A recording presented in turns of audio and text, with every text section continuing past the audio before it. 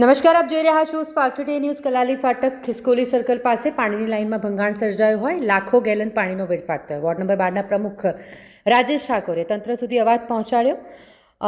ખાસ કરીને જ્યારે પાણીની લાઇનમાં ભંગાણ સર્જાયું હોય ત્યારે પાણીનો વેડફાટ થતો હોય ખિસકોલી સર્કલ પાસેનો આ બનાવ કે જ્યાં રસ્તા પર પાણી ફરી વળ્યું અને તે અંતર્ગત વોર્ડ નંબર 12ના પ્રમુખ દ્વારા તંત્ર સુધી અવાજ પહોંચાડવાનો પ્રયાસ કરવામાં આવ્યો છે.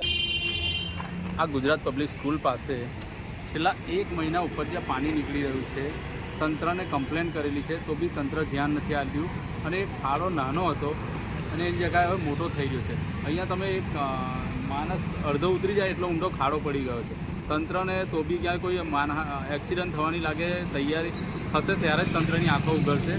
એટલે તંત્રને કહેવા માગું છું, વહેલી તકે આવીને આ ખાડો રિપેર કરે અને પાણી જે પીવાનું વેડફાઈ રહ્યું છે, એક બાજુ લોકો માટલા ફોડી રહ્યા છે પીવાના પાણી માટે, લોકોને પાણીની સમસ્યા છે એ નિરાકરણ થતું નથી અને અહીંયા પાણીનો વેડફાટ થઈ રહ્યો છે. તો વહેલી તકે આવીને પાણી જે લીકેજ થયું છે એને બંધ કરે અને ખાડો પૂરીને સમારકામ કરે.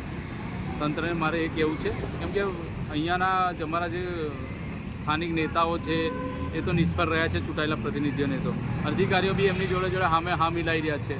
એટલે અધિકારીઓને બી કહેવા માગું છું, તમે આવનાર સમય ચૂંટણીનો છે એટલે તમે બી જાગી આવજો. પરિવર્તન થઈ ગયું તો સમજી લો કે તમને ઊભા અહીંયા કામ કરાવીશું.